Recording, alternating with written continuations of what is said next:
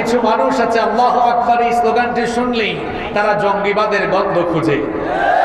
আল্লাহু আকবার স্লোগান শোনার পরে মন খারাপ করে তারা আবু জেহেলদের রক্ত নিজের শরীরে বহন করে দাঁড়ায়। কারণ আল্লাহু আকবার স্লোগান শোনার পরে আবু জাহেলের মন খারাপ হয়েছে। আপনার মন খারাপ হয় কেন? আমি আপনাকে আন্তরিকতার সঙ্গে বলবো, শীঘ্রই আপনি আপনার রক্ত পরীক্ষা করুন। এই রক্তের ভেতরে আবু জাহেলের ভাইরাস ঢুকলো কিনা তা ভালো করে যাচাই করে দেখা দরকার। আল্লাহু আকবারের স্লোগান এটা উগ্রবাদী কিংবা জঙ্গিবাদের স্লোগান নয়, বরং এটি হচ্ছে আল্লাহু আকবার স্লোগান হচ্ছে ইমানদারদের ইমানযুক্ত চেতনার স্লোগান। এটি বদরের স্লোগান। আল্লাহু আকবার এটি উহুদের স্লোগান। এটি কাফেরদের সামনে সাহাবীদের ঈমানি চেতনার স্লোগান।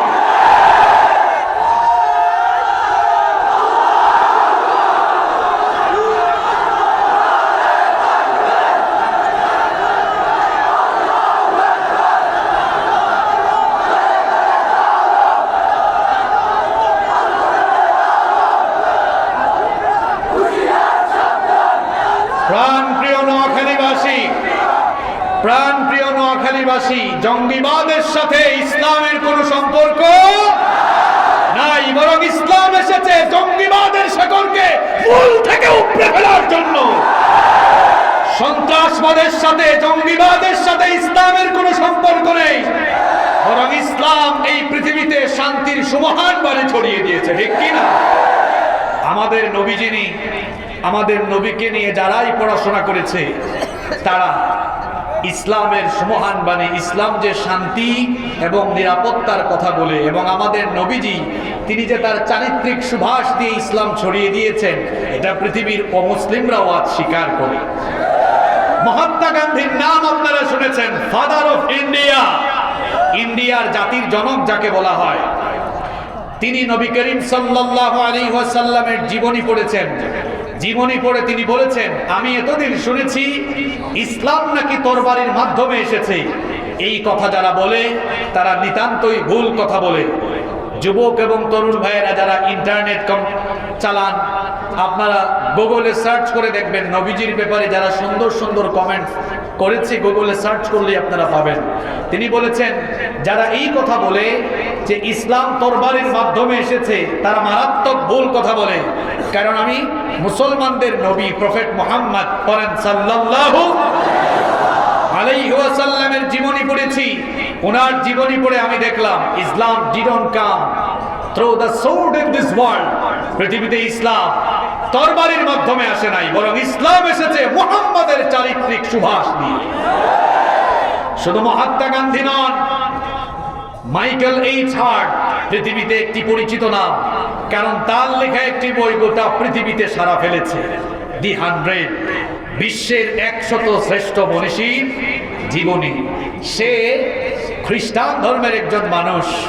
তার বইয়ের ভেতরে বিশ্বের কীর্তিমান 100 মানুষের নাম সে উল্লেখ করেছে এবং তাদের জীবনী সংক্ষেপে তুলে ধরার চেষ্টা করেছে। সেখানে আদম আলাইহিস সালাম, যাকে তারা এডাম বলে, ইব্রাহিম আলাইহিস সালাম, যাকে তারা আব্রাহাম বলে, নূহ আলাইহিস সালাম, যাকে তারা নুহা বলে, এবং সেখানে তারা ঈসা আলাইহিস সালাম, যাকে তারা যিশু খ্রিস্ট বলে, ইউসুফ আলাইহিস সালাম, যাকে তারা জোসেফ বলে, তারপরে নিউটন, আইনস্টাইন, বেঞ্জামিন ফ্রাঙ্কলিন, এদের জীবনী উল্লেখ করেছে।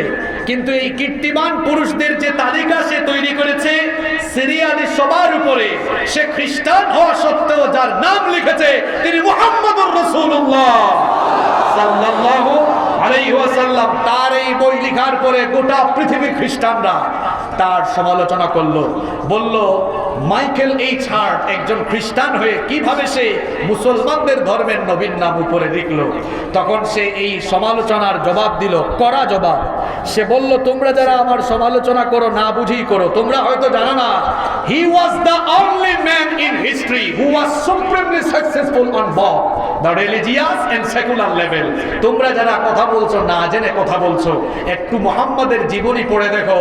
তিনি হচ্ছেন এই দুনিয়ার একমাত্র ব্যক্তি যিনি ধর্মীয় এবং জাগতিক উভয় দিক থেকে যিনি সফলতার স্বাক্ষর রেখেছেন। আল্লাহু আকবার। পৃথিবীর অমুসলিমরাও আজ এই কথা স্বীকার করতে বাধ্য হয়েছে, ইসলাম পৃথিবীতে গায়ের জোরে, তরবারির জোরে ইসলাম আসে নাই, তরবারি ব্যবহার করে ইসলাম প্রতিষ্ঠিত হয় নাই, বরং কাফেররা যখন মুসলমানদেরকে আক্রমণ করেছে, আক্রান্ত হওয়ার পরে মুসলমানরা নিজেদেরকে বাঁচানোর জন্য, প্রোটেকশনের জন্য তখন তারা ব্যবহার করেছে। ঠিক কি না? জঙ্গিবাদের সাথে, বোমাবাজির সাথে, সন্ত্রাসবাদের সাথে ইসলামের কোনো সম্পর্ক নেই। এজন্য আল্লাহু আকবার স্লোগান শুনলেই আপনি জঙ্গিবাদের বন্ধ খুঁজেন না। অনেক জায়গায় আল্লাহু আকবার স্লোগান দিলে মানুষ বাধা দেয়। ওই যে ঘটনা তো আরেকটা মনে পড়ে গেছে, বলবো আমি। ওমর রাদিয়াল্লাহু আনহু ইসলাম কবুল করেছেন। আর নোয়াখালীতে আসলে আমার একটু ঘটনা মনেও পড়ে বেশি, মনে হয় আপনাদের সাথে আধ্যাত্মিকতার একটা মিলও থাকতে পারে। আলহামদুলিল্লাহ।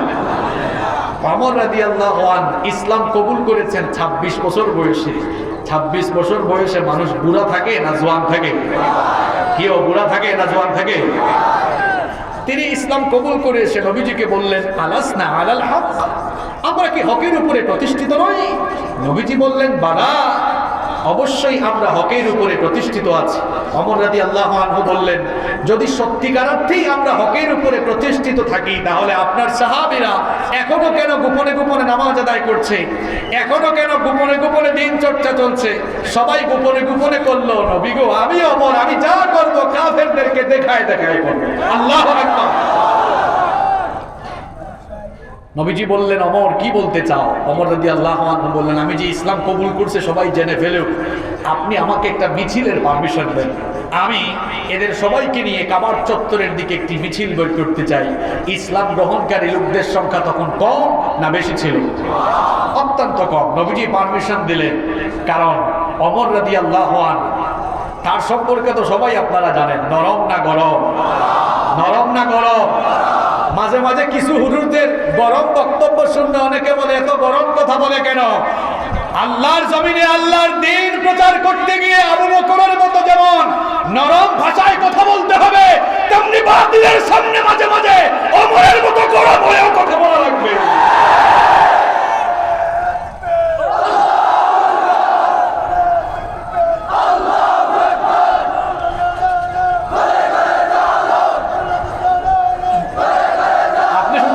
ইতিহাস পড়েছেন, গরম ইতিহাস পড়েন নাই। নবীজিকে বললেন, নবীজি পারমিশন দেন। নবীজি পারমিশন দিলেন। এবার এই গুটি কয়েক লোক, এদেরকে নিয়ে ওমর রাদিয়াল্লাহু আনহু সামনে দাঁড়িয়ে এবার মিছিল শুরু করলেন। স্লোগান উঠে গেল, লিল্লাহি তাকবীর। এটা তো ওমরের স্লোগান হইল না। ওমরের স্লোগানটা এত মরা হবে না তাজা হবে? লিল্লাহি তাকবীর। আবু জাহাল কয়, কি রে, আমাদের এলাকায় নতুন করে এই স্লোগান শোনা যায়, বেরোয় দেখতো কারা? একজন দেখে এসে বলে, স্যার ঘটনা খারাপ। কই কি হয়েছে? কই যে ওমর এতদিন আমাদের সঙ্গে বসে মিটিং করতো, এখন তো ওই ওমরে ওদের সাথে দেখা যায়। শুধু অপর সাথে যে দেখা যায় তা না, বরং সামনে নেতৃত্ব দেয়। আবু জাহাল কয়, মাথা খারাপ হয়েছে তো, আমার বিশ্বাস হয় না। হে বের হয়ে দেখে সত্যিই তো সামনে কারে দেখা যায়। কথা কন না কেন? কারে দেখা যায়? এখন এদের অভ্যাস তো ছিল মুসলমান দেখলেই পিটানো, মুসলমানদের উপর নির্যাতন করা। এখনো দেখবেন আল্লাহু আকবার স্লোগান নিয়ে বের হইলেই কিছু মানুষ হিংস্র জানোয়ারের মতো আবু জেহেলীয় কায়দায় এদের উপর ঠকায় পড়ে। এখন যারা বের হয়েছে, আবু জাহেল কয়, এই মরার খায় ছুটছে নাকি? আজকে এবার সামনে কে দেখোস না? যদি তোর বউকে তুই বিধবা করতে চাস তাহলে যা, ওমরের সামনে যা, কারণ ওমর কথা বলবে পরে লাগাই দিবে আগে।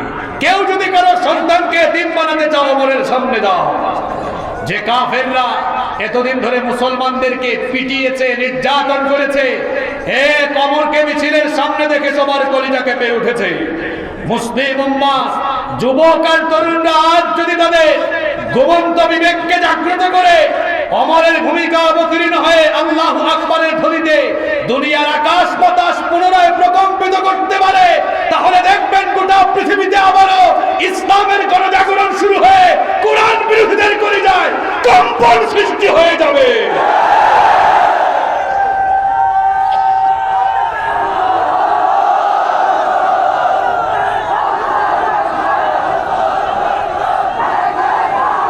প্রভু তুমি বলেছ রাসূল দেবে না, বলনি দেবে না,